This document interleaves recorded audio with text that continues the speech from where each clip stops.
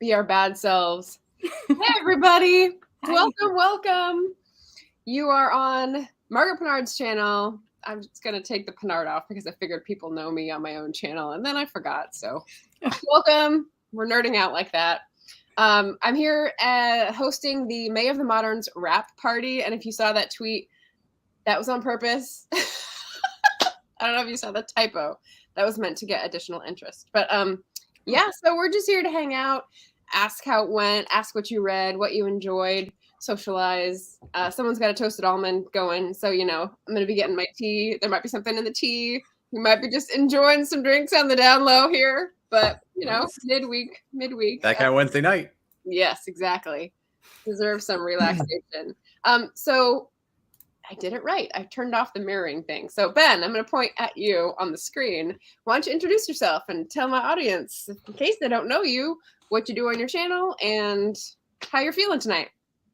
Hi, everybody. I am Ben Pick. I post videos as Running to Write on Monday nights, 7 p.m. Eastern Time, where I give questionable writing advice through running metaphors and occasionally just get sidetracked into BookTube and whatever else is going on in my life. Yes. I love that. Usually get sidetracked to BookTube. Because I yoink you guys over. Yeah. It's not just BookTube, Yes, right? It's also Twitter. Well, yeah, I know. I'm trying to respect and just not tell you anything about Twitter, but I just made a funny pun about WAP instead of rap. So that's why I thought it was appropriate. But yeah, Shannon, why don't you say hello? How are you doing? What did you just come from that people might want to check out later? Yes. Hello, everyone. My name is Shannon. I write under the pen name S.C. Houston. I'm author of the Clash of Goddesses series with the third and final book coming out on Monday. So looking forward to that. And it's the conclusion of the series. And I just had my 1-year anniversary on YouTube today. And I celebrated it with bringing my husband on and did a writing spouse tag, because without him and his support, I wouldn't be where I'm at today. So it was a big part of my journey. And you can catch that. It's on my channel now. We just finished that live right before coming over here. And you had a lovely, lovely intro for that too. Yes. Yeah. And he didn't know I was doing that. I didn't know I was going to do it. I thought about it, but I didn't know if I would have enough time. And it actually didn't take very long. So yeah. Nice. Because you're a pro. Because you can do this like that. Like nothing. I see it. Oh, so we got some people here to say hello who participated in the readathon. So RK Stumbling Bear, she just did a week 21 wrap up. So hello, Rachel.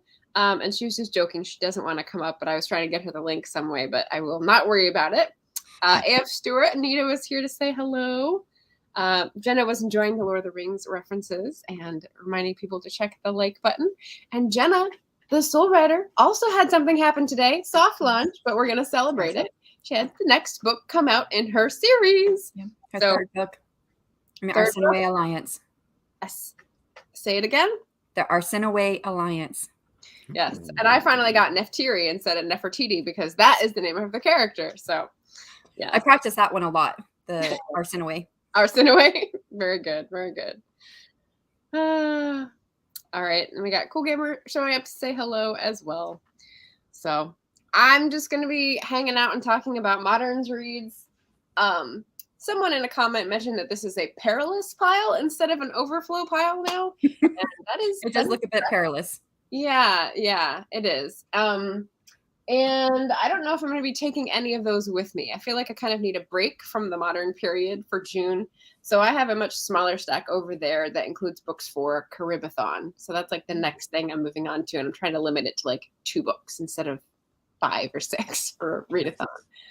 But yeah, what are you guys moving on to in June after June 6th? Yeah, well, I have a few betas to read. I still need to finish, Shannon, your Trials of the Marigold and a few others. But I was just, did I say it right? I think you said Trials. That's what Tears it of the Marigold. I'm sorry. Tears of the Marigold. There are trials, though. There are. Right. I got a T, so there. And I was just at Balticon, so I have a... Ooh, what's Balticon? He was talking about that earlier. Local indie author, well, it's not specifically indie authors, but it's a local indie author conference. So nice.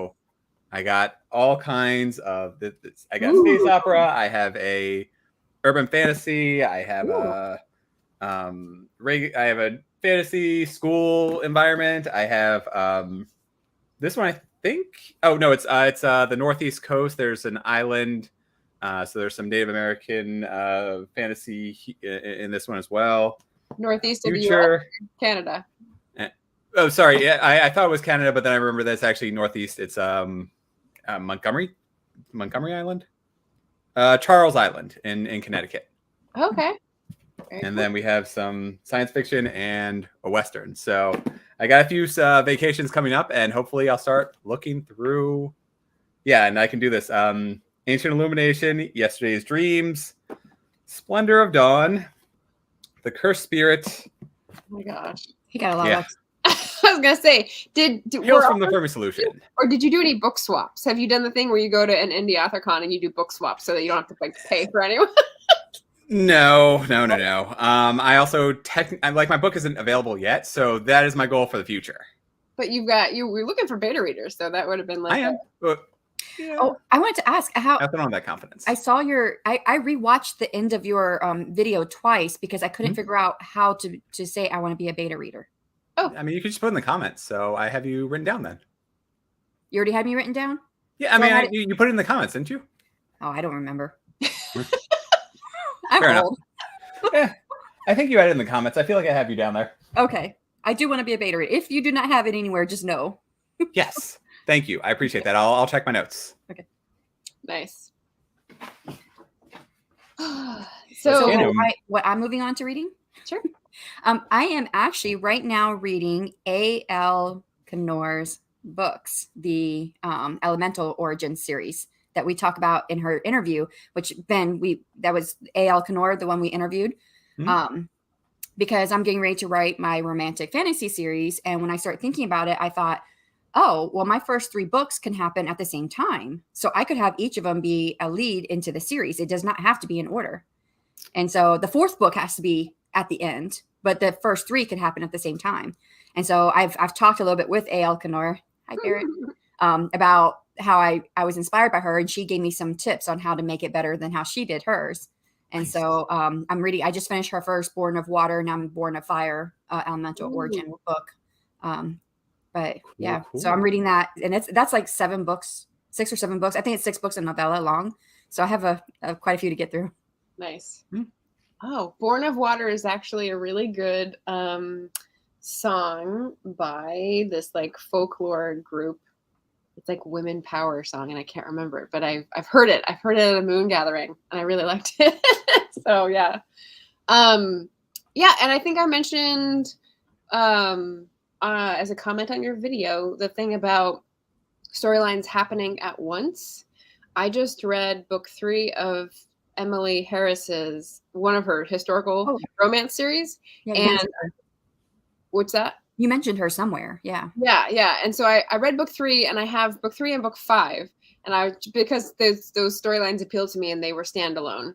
And I was reading book 3, and I was like, something's happening with this other couple. And then I read the blurb on the other book, and it was the other couple's story that was happening at the same time. And I was like, oh, that's brilliant. Like they're all working together. So that's exactly what you were doing. And I was like, I didn't think about doing that with any of my books. I never thought about it until we did that interview with A.L. Knorr, and I was like, oh, this is why we do the series. Right. There you go. So since Richard's not here, I'll have to ask: is that a spin-off or a remake? Or I know I was waiting for that. I was waiting. sorry, I just had to say it. But what? Like, what does that refer to? He always throws it out there. Is it a spin-off or is it a rip-off? Thank you. It comes from Barrett Laurie. There was a Barrett Laurie video. The CGL thing. But I'm like, from the side so you have the main story, and then you're like, I think something's going on, and then you find out that it's the side characters. Okay. So it does kind of work. Yeah.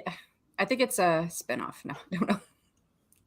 Well, it's the original creator, so it's not a spinoff or a ripoff because it's her own work. I'm on camera. Yeah. That's what I was thinking in my head too. Hey, Colin. No worries. Before bedtime. Thank you so much. See, we got the Brit pack to pull the weight. Representing. I wanted to. Was it yesterday? I was gonna stop into their comments because I I'm moving from Tuesday to Wednesday to have like a different time from Adam and Colin, and I wanted to show up and say I'm having tea and a crumpet, and then I forgot to put that in the comments. But you can get crumpets here at Trader Joe's, and so I was like, oh yes, I'm gonna have tea and a crumpet this morning, and then log into the BritPack stream. It was pretty fun. Maggie's here. I love the interview with your hubby. He's very cute. Yeah, I was like 5 minutes late, and so I went back to the beginning and went through the photos, and I was like, oh my gosh, wedding slideshow. It was really cute. And he was asking me behind the scene while I was playing it, and he was like, where'd you get all these pictures from? I'm like, oh, they're on my computer. And we started talking about it. I was like, oh, wait, it didn't say mute on the bottom. I said, I think they can hear us talking. Yeah.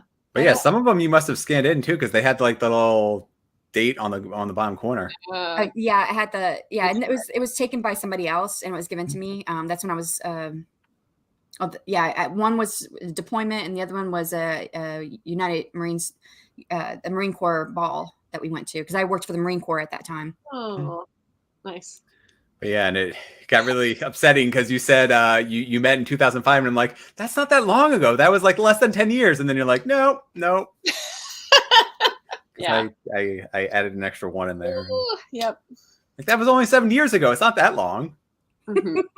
Mm-hmm. Yeah, it creeps up on you. It does. And so you guys did a buddy read for the Readathon, and you had a discussion on Ben's channel, right? You were the first one. How did you do it? Was it easy to figure out how to operate the Readathon? Give me feedback. I don't know. I thought it was Yeah.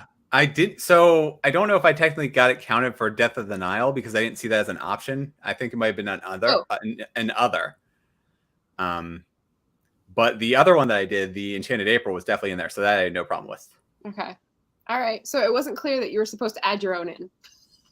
Ding. Okay. What to add? Well, I also didn't know what category it would go into because I picked that before I realized how to fit it into the categories. So it didn't really. Oh, you mean the prompt?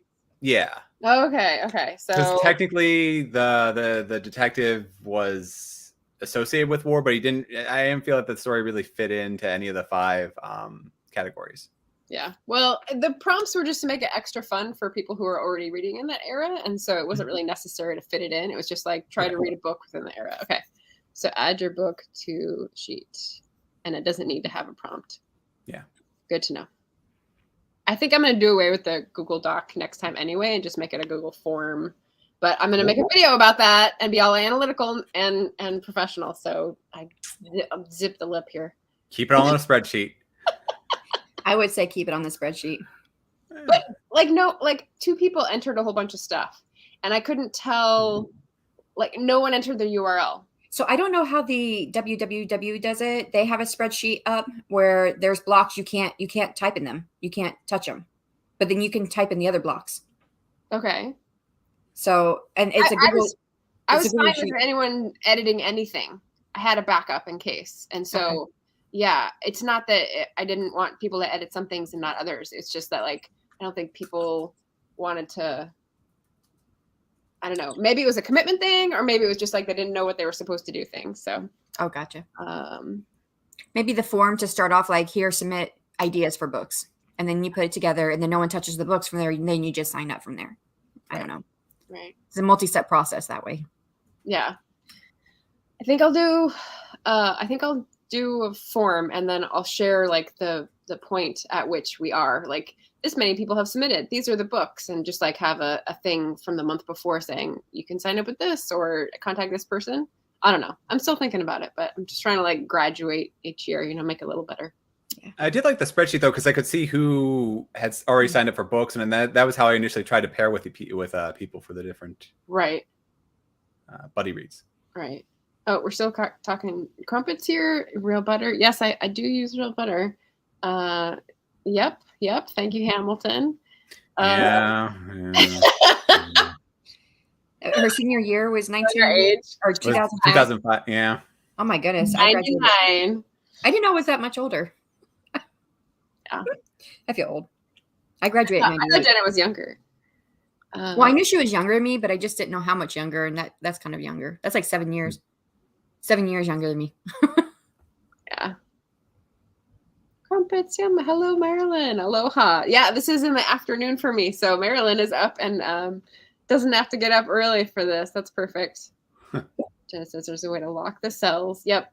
Marilyn read an Agatha Christie as well. Yeah, I just pinged her and asked which one. I think this is the title. Why didn't they ask Evans? It was really good. Yeah. Fair enough. Yay. The 90s wasn't a decade ago. See, Richard doesn't even have to be here. We're saying all his lines for him. All right. All we have to do is throw Dune in here too. Yeah. The trifecta. And we've talked about Excels already, right? Spreadsheets. Mm-hmm. Yeah. I've celebrated Johnny Depp's case with a meg glass of wine. Time to sleep. All right. Hi, Colin. I'm 1:15. Whew. Intentionally ignoring whatever is happening from that end of the Twitter spectrum. Well, that is right down the street from, relatively speaking, right down the street from me. Really? Arlington's not that far. Or Fairfax, I think. Fairfax, Virginia? That's where I thought the trial is. Oh, I'm not following it enough to know. Yeah, exactly. I don't know. You're better off. Before it was really good. It could get complicated. Nice. Yeah. Steve Donahue, I have a question about the event. Now that it's over, do any of you feel the need for a palate cleanser written in a very different period? Yes. Oh, provocative question, Steve. What kind of era are we talking here? I definitely have a palate cleanser for style. I'm going to jump into Readathon. What are you envisioning for the future? Postmodern? I've already directed people to Pay's channel for any postmodern discussion of philosophy because Pay at Attention has got that nailed down. That is his turf, and I'm not going to touch it. Jenna says yes. Okay, so there you go, confirmed. Yeah. Oh, she did say she was 35 in September, so she's a little more than 7 years younger than me. Mm-hmm. Mm-hmm. All right, so that was the spreadsheet and the reads. And you liked the reading that you did. Really enjoyed Death in the Nile. Okay. But I have to say, I enjoyed Langston Hughes better. Yes. Like that you have comparing. So last year, I think I did 6 different buddy reads with different groups and like hosted most of them. And so I only did 3 this time and read the rest on my own. And so it was fun to get to compare people's reading styles because I've done a fair amount of buddy reads at this point as a booktuber, and everyone has a different like style or expectation. And so it's good to sort of set those at the beginning. Some people will talk on Twitter. Some people will talk on Instagram. Some people will talk on Voxer. Some people want email. And so you kind of have to make yourself available on different platforms. As we, as authors know, you kind of have to go to where the people are. But and I liked all of them, honestly, because I've done we tried the Twitter thing. That didn't really work. Instagram, we did that. Yeah. And then Ben and we just basically read the books on our own and then came up with questions. Mm-hmm. So nice. Yeah, I did. I had a few groups, I think that were 3 people where last year at least, where they wanted to check in every few days and like have markers like 3 times throughout just to make sure that they were around the same place and see what their impressions were so that if they changed, they would like be together. And that's kind of tricky because you don't want to spoil anything for people, right? Yeah. But some want to go ahead and some want to like take it at their own pace. So yes, because you said page 118 is sad. And I'm like, I'm not there yet. And then I got to page 118 and I thought, yeah, that's sad. But there was other sad stuff that I thought was much sadder. Right. So I was like, I wonder what she was actually talking about. But I felt like we were past the point of me asking you. Oh, yeah. So. No, and that was me trying not to spoil things too, because I was like, every time I stopped, I was like, oh, I want to share this with someone. And then I'd go to the chat and be like, well, another sad, like, that's all I wanted to say. I think my favorite buddy read so far was the first one I've done that was with you. I think we were pretty much on par of reading the story at the same time. Is that Blood Like Magic? Yes, Blood Like Magic. Yeah, because we were kind of like neck and neck. Like I was a chapter head, and you were a chapter head, and I was chapter head. We were like, and so we were like right there. We were talking about the same thing at the same time, and we were guessing what was going to happen. And that was like my favorite buddy read I've had so far because there was a lot of talking. Not that it has to have that, but I liked that. Right. Yeah. Yeah, especially when it's something like fantasy and very plot heavy Yes. and like lots of action. You're like, oh my gosh, this is wait, what's this? Yeah. Hamilton Thompson weighing in with how about a Western themed Old West palette cleanse? I think he's talking about June on the Range, which doesn't have to be a different era. It can be contemporary. But yeah, June on the Range is run by Michael K. Vaughan, and that is about any type of Western. So it could be written in the modern period. It could be written today. So that is one of the ones I'm aware that is happening. Marilyn saying, I was away for most of May, so I don't need a palette cleanser as I'm reading a whole bunch of moderns in June. Yes, I saw your last video. It sounds fun. Also going to read some Pride books and Puerto Rican history. Aloha. Nice.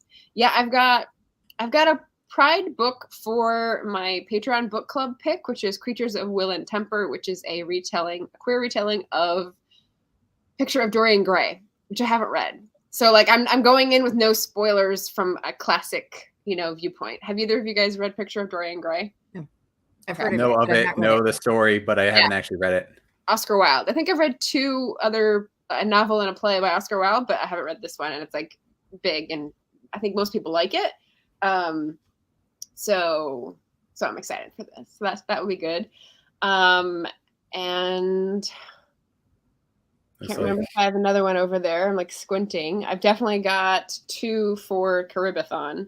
So yeah.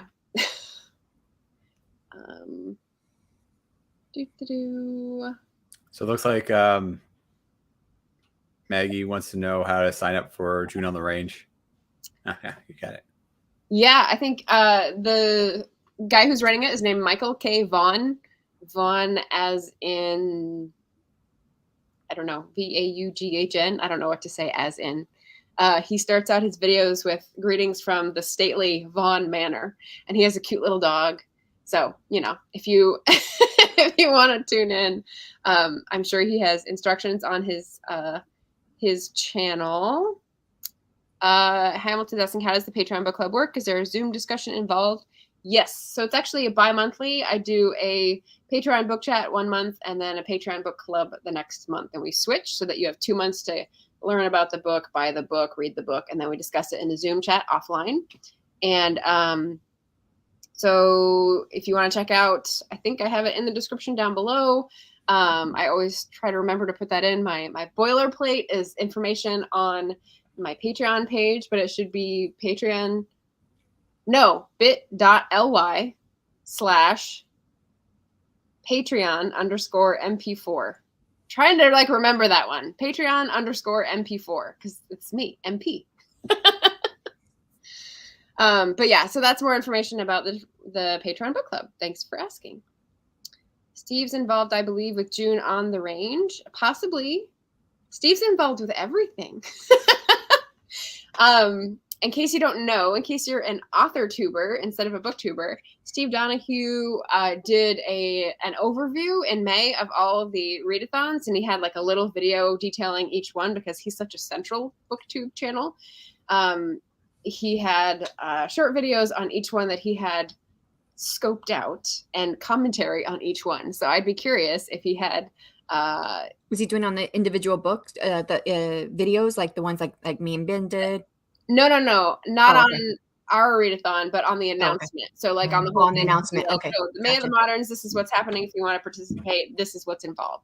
And then the next one is this, the next one is this. And he was kind of giving me grief that it was it sounded like a woke readathon because it was all this critical theory talking about history with these books. And I was like, I don't think so. But I would be curious if Steve's watching any of the videos, if he has reflections now that it's occurred and passed. So gotcha. Yeah. Marilyn saying, Margaret, we're due for our first buddy read since we started BookTube at the same time. This is true. We're coming up on 2 years. First buddy read. What is on your list that is on my list? This is tricky because if you don't have a specific readathon, you got to kind of look at your shelves, what's on your TBR, but not right away because then it's too late and you don't have time to plan. So maybe Jane Austen July something or other, or Women in Translation in August, or I don't know, September, Victober. Maybe we can plan for Victober, Marilyn. I mean, I know it's a little bit too. Hold on, let me get my information. Give me 1 second. Okay. Because I'm pretty sure that I'm doing something with scripting the book for Jane Austen in June. Because we're doing Sanditon next, and so I think. Well, there's 2 actually. So Nia said Sanditon in June, but Emma in July. So you're gonna get a double dose, which is awesome. Yeah, I've got Emma. I've definitely got that on my stack to come down to California with me. But yeah, so Sanditon. Have you watched any of Sanditon? Either of you guys? I finished the first season. I need to read the book. Okay, but Not read or watched. What book are you going to be reading? Because are you just going to read the unfinished version, or are you going to read someone's pastiche? No, I'm going to read the unfinished. Okay. Well, that'll be really interesting. All right. So Maggie's saying Michael K. Vaughan is talking about all the dead Western writers. I was hoping to submit tarnished stars with my alcoholic rancher sheriff. I don't know. I don't know the parameters. Maybe I got them wrong. Thought it was Westerns in general, not date defined, but I could be wrong. Sorry. Hamilton says, no, not grief. He says, my TBR is my June readathon will be a car-a-thon because I already have 85 hours of driving travel time scheduled for June. That's a lot. Ooh. And with gas prices. Hope you got some audiobooks ready. Yeah, audiobook time, right? Yeah. And that's what, 1 Brandon Sanderson? You did the whole Wheel of Time. What did you say, Shannon? Which one? Wheel of Time. Oh, she could do the whole Wheel of Time. Before that, I said that's a lot of gas because gas prices are high right now. Right. The Wheel of Times on audiobook are 30 hours. And she said 58 hours, right? Or yeah, 85 hours. Yeah. So. Hamilton's still reading Lady Chatterley. Don't judge me. I don't judge anyone. Goals are just suggestions. So, yeah. Finish when you finish. It's all good. I hope you enjoy it. I hope you like it. I actually finished 2 books yesterday. One was for Springathon and one was for Asian Readathon. So outside of my own, I did 2 other readathons. And by did, I mean participated by reading 1 book. So what books? So here's the preview for my wrap up. The Shepherd's Life by James Rubanks, Modern Dispatches from an Ancient Landscape. This is about the Lake District in the UK. So I know our UK listeners are already in bed, but this was really cool to read about. He's someone from a very different walk of life, but who then went to university to see what the other side of the fence looked like, and then came back and used that to keep his farm afloat. And you learn a lot about sheep and how they graze pastures and the Lakeland fells and the dogs and stuff. And so that was really cool. And then this old nugget of a classic, The Woman Warrior by Maxine Hong Kingston. And this was not what I expected it to be.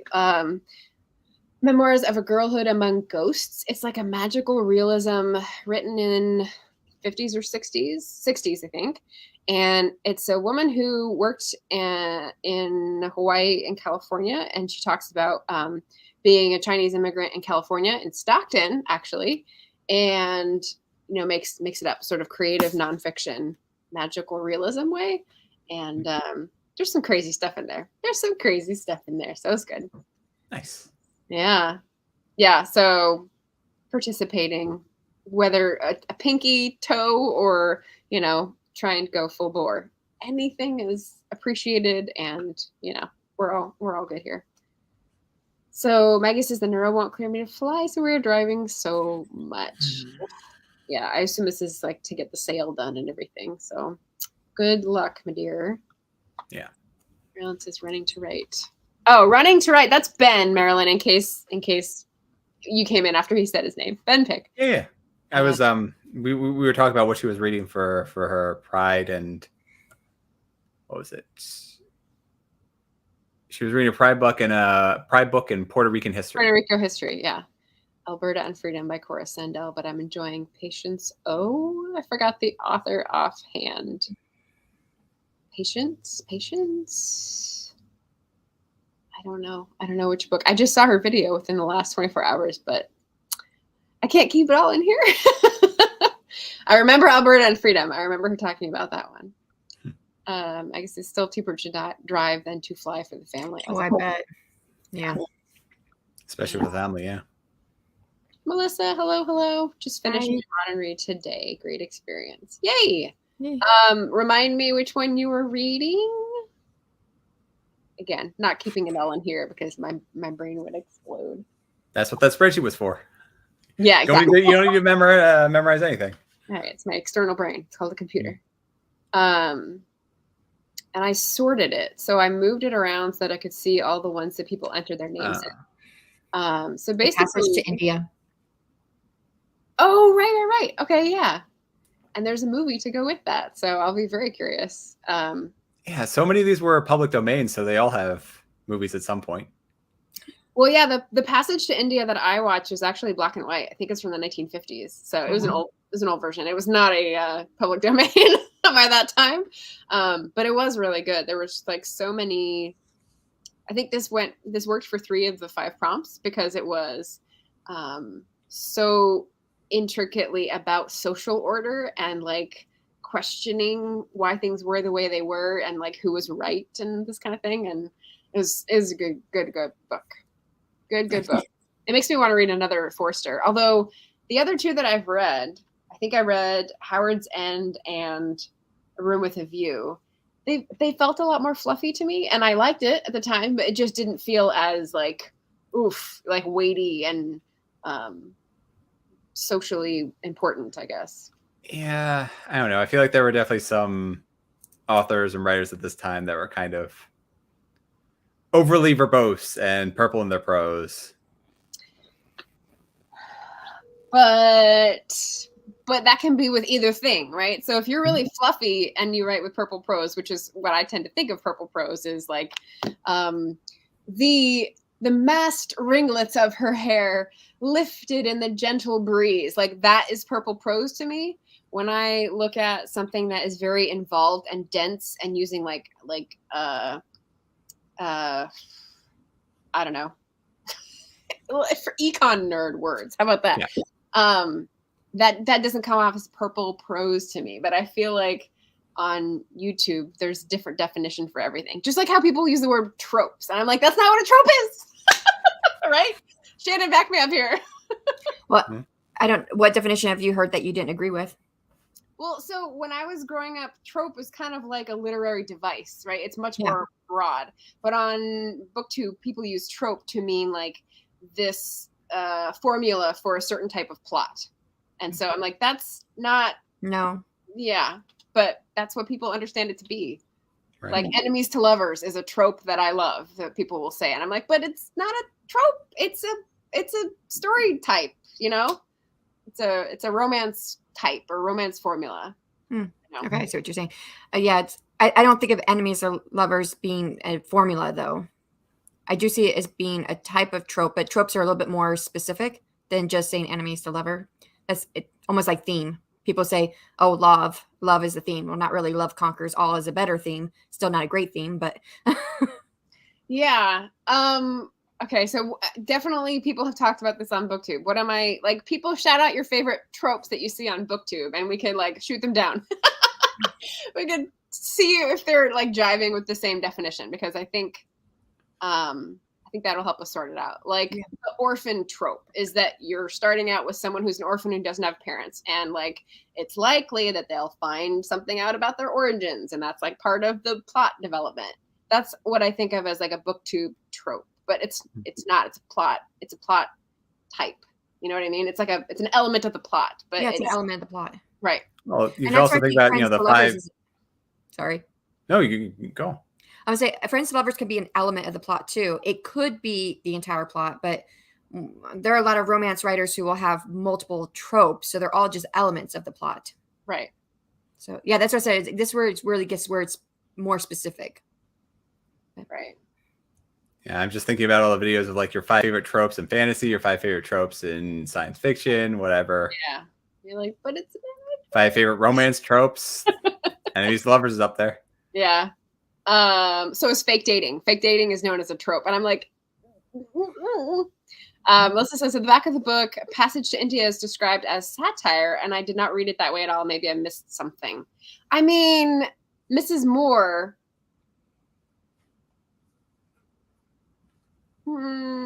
Satire. That's another hard one for me because I think I missed that a lot too. Satire?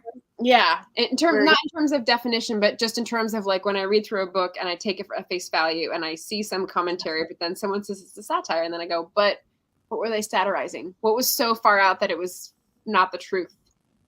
That's what that was right. That was my problem with Enchanted April, because I took so much of it at face value, and then I had the discussion with you, and you kept saying, "Oh, this is so funny," and like this is a social commentary on the different classes between the women, or how they handle grief, or lovers, or whatever. And I'm just like, wow, that went over my head. I used to teach satire to my junior level college class, and I would have them read A Modest Proposal. Have you ever read that? Yes.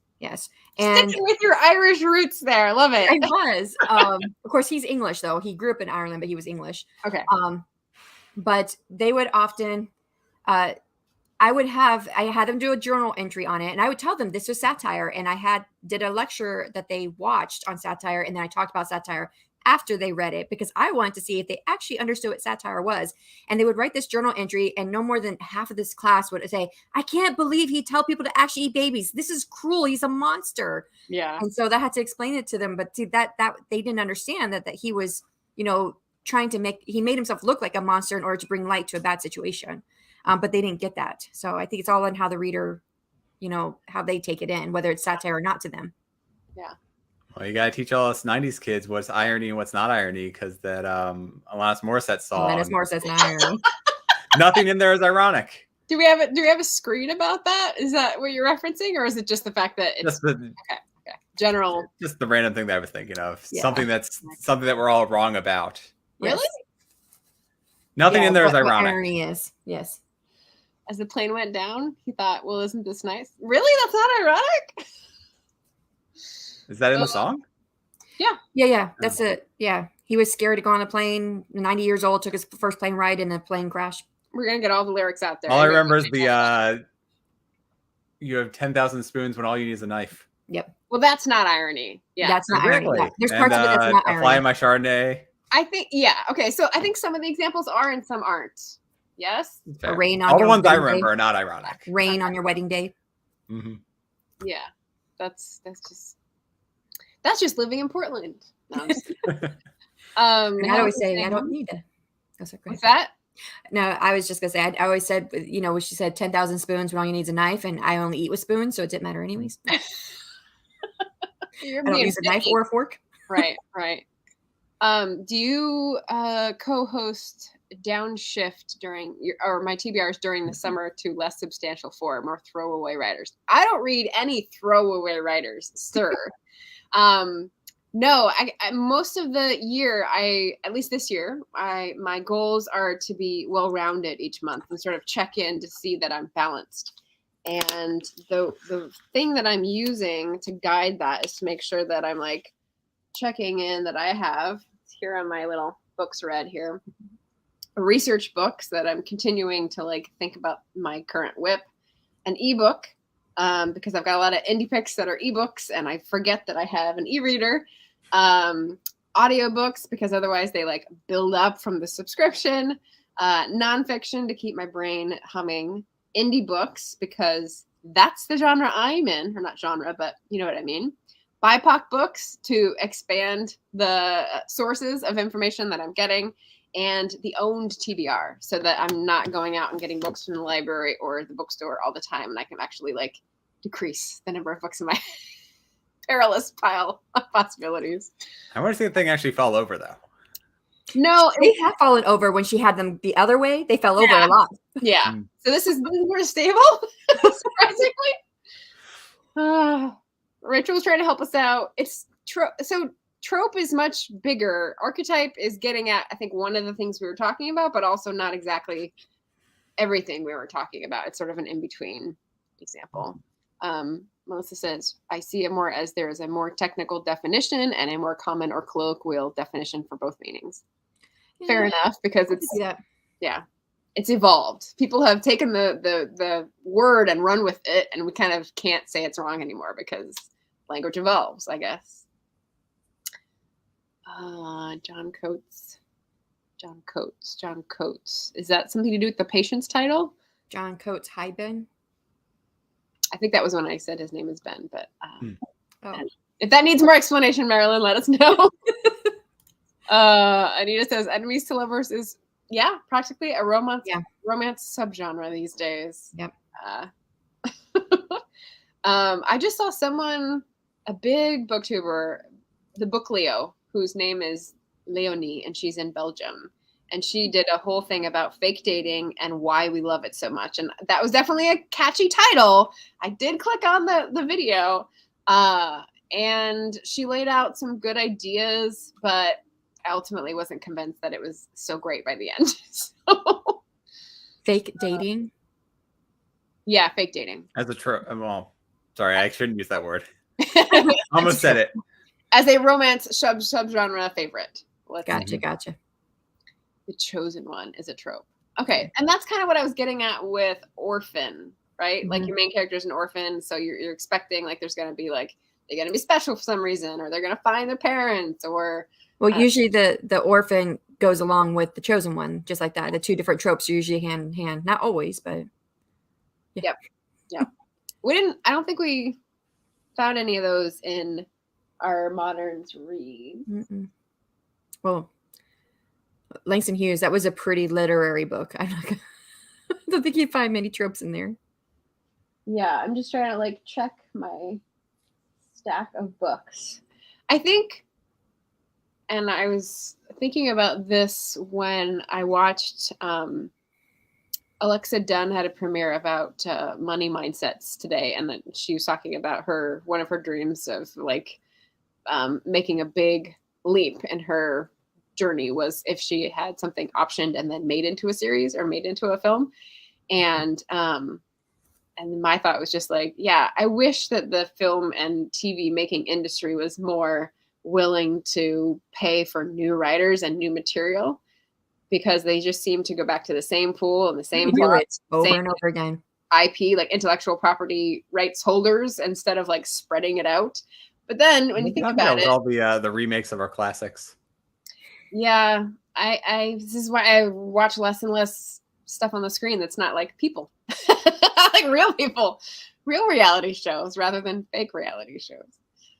I don't know. There's a lot of orphans, chosen ones. Yeah. Yeah. Here's a good question. So comparing to the modern reads, I mean, Agatha Christie is pretty formulaic when you think about it in terms of her characters. But do you think that we're using more of the same tropes these days? And we'll take genre first instead of literary, like genre fiction these days. If you pick up like a fantasy novel, or if you pick up a romance novel and it's got a certain kind of cover and it's got a certain kind of blurb, are you basically like getting what you expect when you read it with like a little twist? And so I think it varies. I think a lot more, maybe a decade or so ago, I would say that's true. But now I think people are trying to break your expectations in some way. Yep. Because I was just thinking about what I'm reading right now. It's very current and it breaks my expectations in a lot of ways. Yet a decade ago, yes, exactly. You knew what you were getting with the books. Yeah. I think I actually fell out of love with reading about that time, because I always loved to read fantasy, but I just felt like I was reading the same book over and over again. Well, that's when I stopped reading the epic tomes of Brandon Sanderson and the like. Yeah. Well, you should pick this one up then, Ben, because this is like knock your socks off different for sure. That's unfair. He's got a lot of things I do like. A lot of his things are not quite my style anymore. Yeah, that's fair. Yeah, it's interesting because like there's, I won't say progress because I don't think it's like evolution, but there's definitely trends or things that go and come around in the book world. So if you go to a 40-year period that is, several lifetimes before ours, you're going to encounter different things that were the norm then, that everyone would have known what to expect. And we're just here like, wait, what? And you're like, how is that a resolution? Which is fun. I think is pretty fun. Rachel weighing in on space opera. Pretty much you know what you're getting from the cover, maybe with little twists, but I like space operas. Have you read Bradley Lejeune's The McMurdo Rift? Wait, why do I know that name?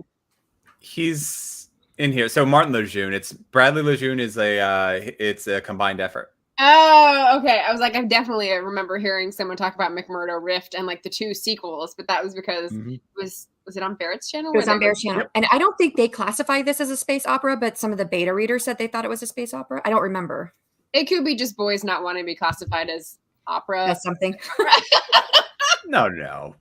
Space operas. All the best are space operas. Okay. Yeah, Some of my favorites up visit there. with that and get back to us. Yeah. Indie fantasy plays with expectations and tropes.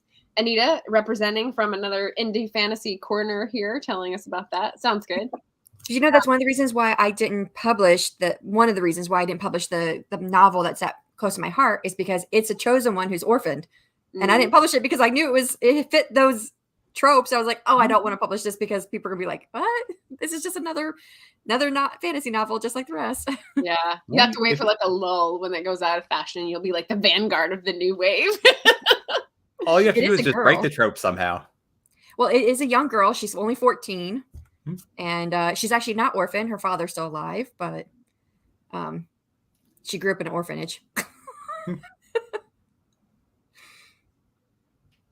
Melissa says, I have feelings about a lot of covers nowadays, especially in regards to genre fiction. Covers should give me a better indication of what the book is.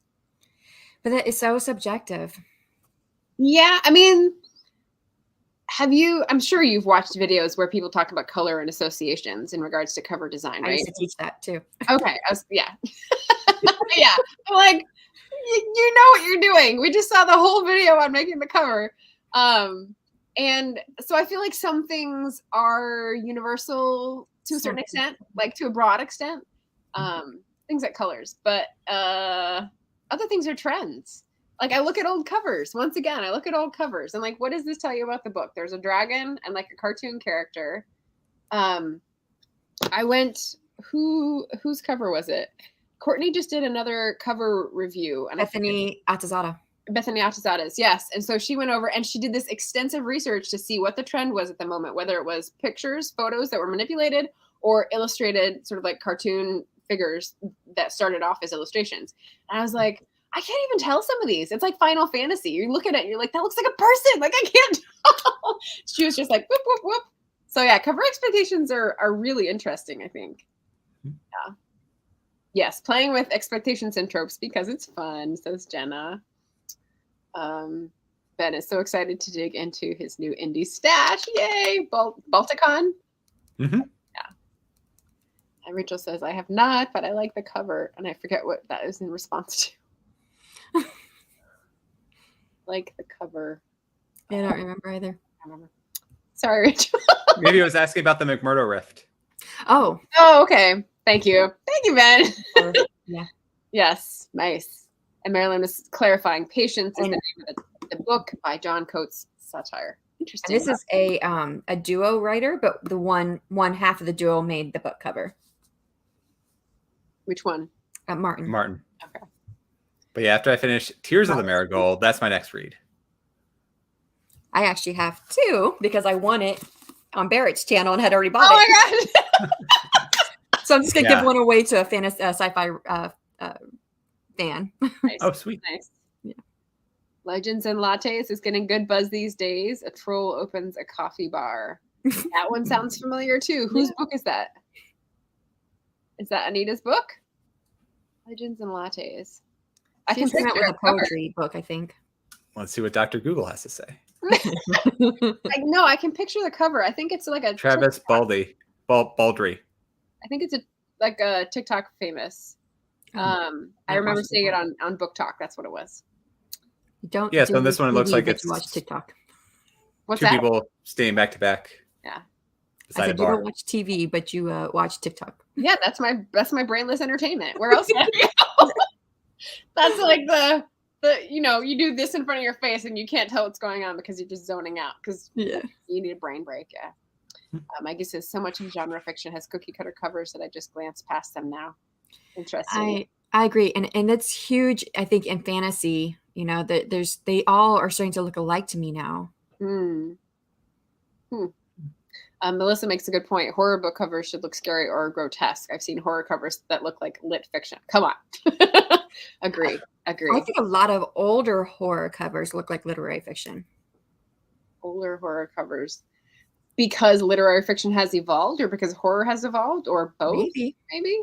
Yeah. Interesting. Yeah. Sorry, I'll be right back. I'm going to grab some water. Okay. I'm just checking the other things to see if anyone's pinged me for a link, but I text my husband. I was like, I need a drink, and he brought me some water.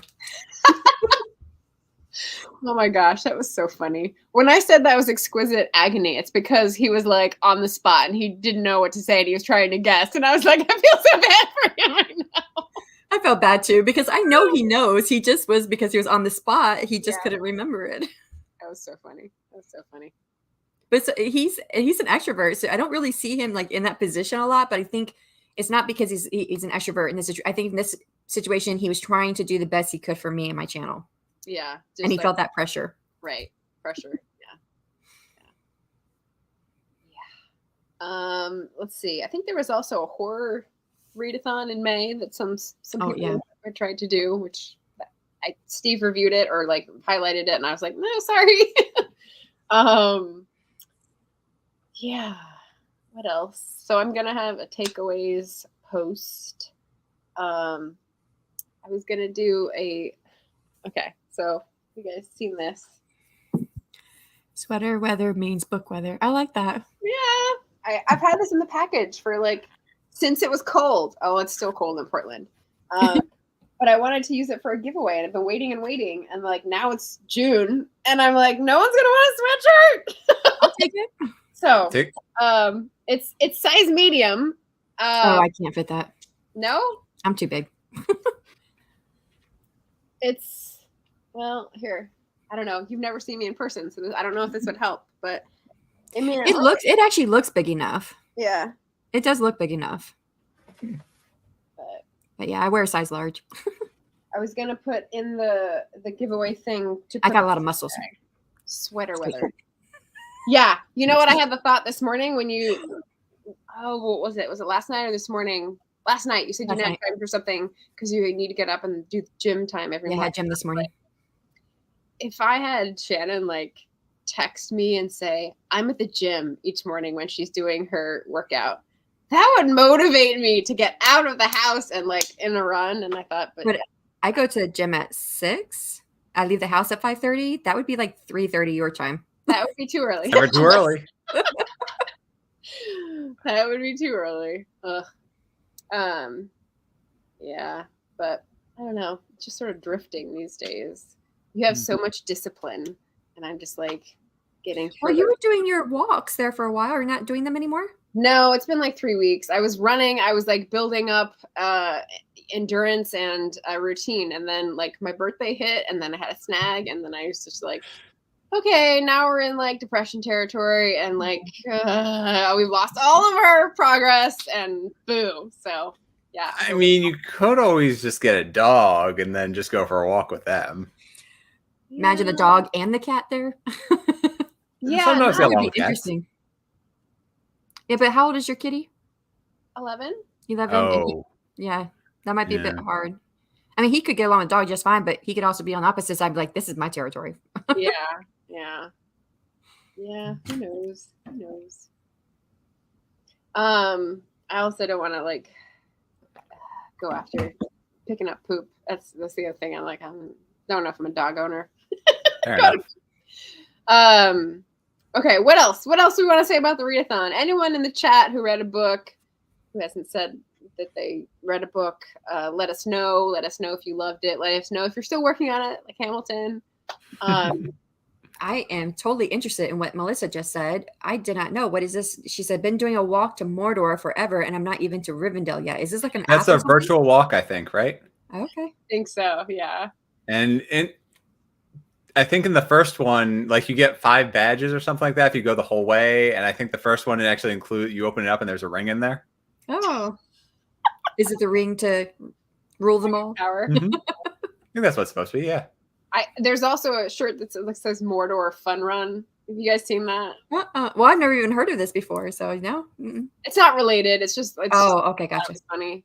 You know what I thought would be funny is if we had a heat of this Walk to Mordor thing that was like Run to Isengard. I'd be in for that.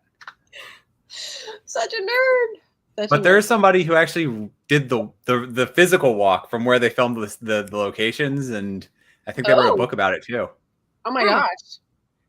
Wow, that's cool. I wouldn't know where to go. I mean, are they all in New Zealand or some of them?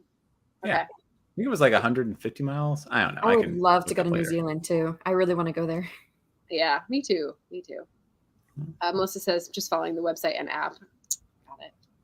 Rachel said, had a lot of fun with the readathon. I only managed to read 2 books, but enjoyed both of them. Nothing wrong with that. That's all I did. Yeah. I think that's what Shannon and Ben both did. And I've read other books that weren't for the readathon, but for the readathon I read too. Right. And Rachel just reported out on one today in her wrap up, which was How Do You Live, which was the translation one, which is really cool. Mm-hmm. And I think I might want to get the original and get it for my brother because she was describing it and said it was really good. And yeah, Japanese book. I'm blanking on the other one. I think it was an Agatha Christie.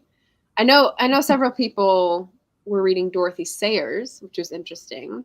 She's another classic or golden age mystery writer whose style is also not my favorite. So I'm like, these golden age of mystery writers, they definitely had a thing going and it's definitely not my thing. So I don't know what to say. Yeah. Melissa's on to her next Forster. There's Where Angels Fear to Tread. There's Maurice. Howard's End.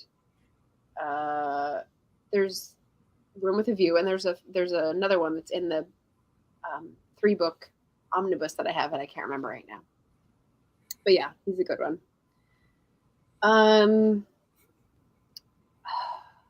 You guys are both on Instagram. That's the other thing. Like I don't know what other people do when they run readathons or massive like coordinating people things, but I would go every day in May, search the hashtags in Twitter and Instagram and be like, is there anything new? And like look and then like retweet or put it in stories. I wish I would have known that. I'm really bad on Twitter and Instagram and everything. I don't think I posted anything. Well, I think I made some of your posts. I did something with them. Yeah. I posted them to my channel or whatever you call that on Instagram. I don't know what it is. Yeah, the stories. Yes.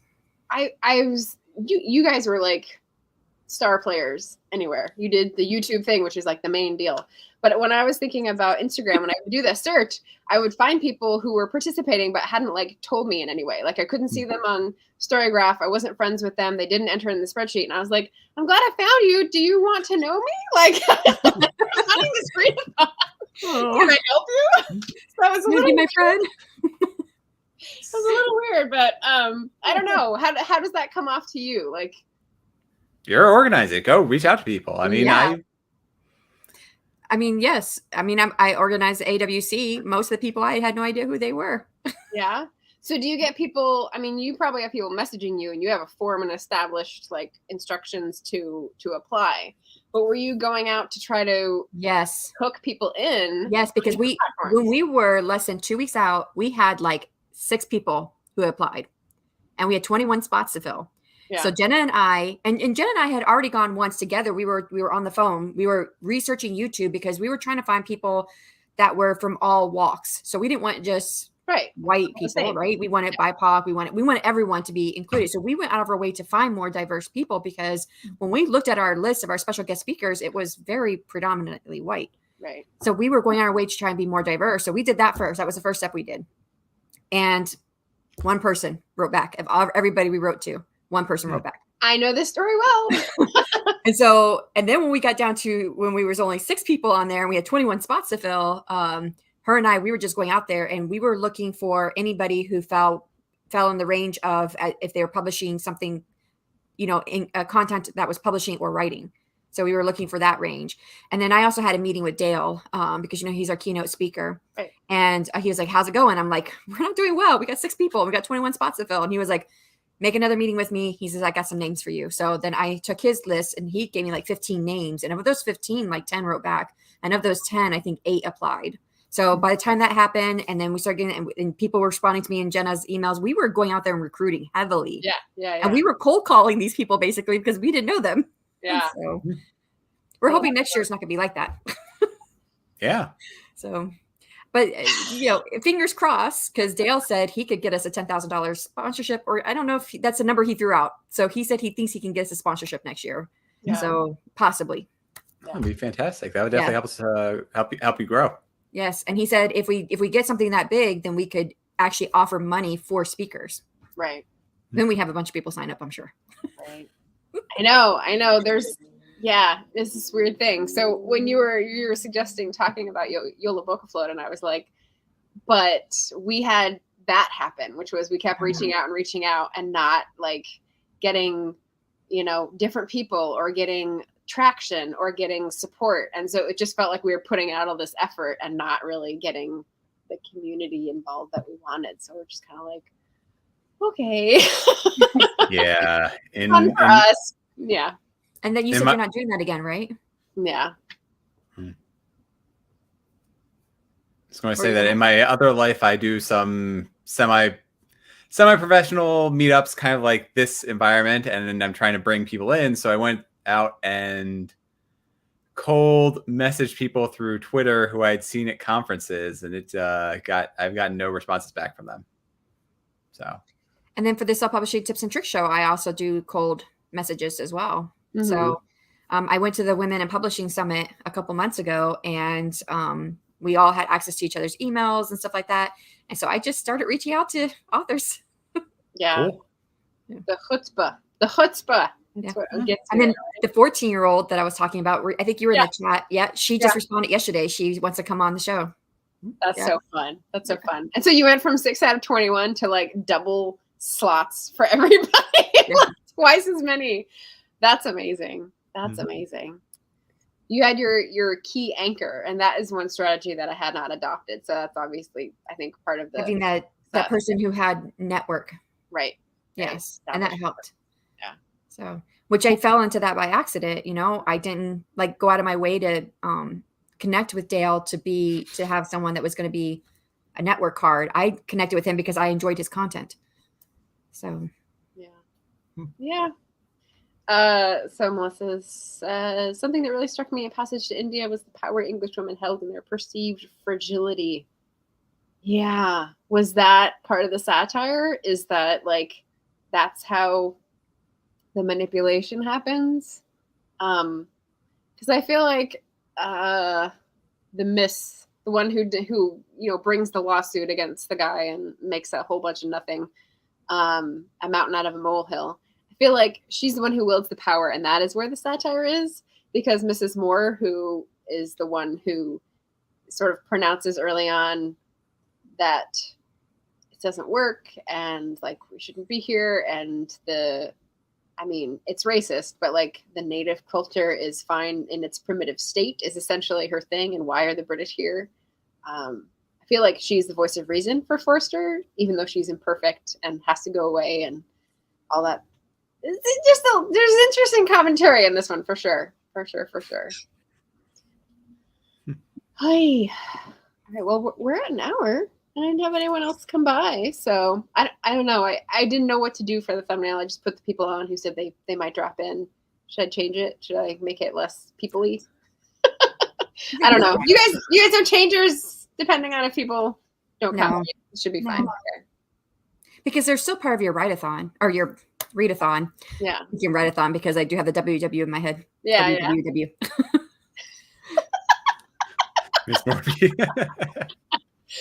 Which is what I think the moral of the story is, right? The Brits should have pieced right on out of there, and because they're asleep. We can say that now. Oh boy. All right. Well, thank you guys for coming on, talking about the readathon and the reads, and providing a little extra social entertainment for the night. I don't want to keep you past our hour time, but did you decide if you're doing another readathon in the coming months, or are you still like, no, you're not? Because I think they asked you and you said you probably weren't doing any more readathons. And then there was a video or something or chat, and it sounded like you were thinking about doing something later this year. Like organizing one? No. No, okay. I want a year because it starts 4 months early. So it's like I'm preparing for this half of the year. It's the same as Yellow Book Flow. Like you do the outreach, you do the preparation, you do the strategizing, you lay down all that groundwork, and it takes a long time. And then your brain is doing this for like the 6 weeks, including the month and before. And then you have to do something afterwards. So like one per year is good. Well, you did 2. So that's why I was thinking you might have more coming, because you did the Black Author Tuber one. the Yeah. Black Author Tube readathon. That was more chill. That was more like, let's support people who we know, who are friends, who are like colleagues. I felt like that was more of a, I felt like do a chill one. Pressure. Do a chill one. Let's just do an indie author-thon. Yeah. Is there not one of those yet? Well, I don't know. I don't know much about the booktube world. It's true. I don't know about, I mean, I can't think of a name, like a catchy name. So we got to put Margaret Pinard in there, and then Ben Pick's new book. And yeah, definitely. I mean, we have the Booktuber book club. But that's only one book like every 6 weeks. Yeah. True. Yeah, that would be a cool idea. I think it would be Start awesome. Going through my stash over here. I have a whole bunch over here that I'm up there that I want to read. Yeah. Okay. Well, I just heard someone knock on my door. So let's go ahead and end this live. Thank you both so much. Thank you to all who tuned in to say hello and happy reading. And we'll see you again, if not in an indie readathon, maybe next year. Yes.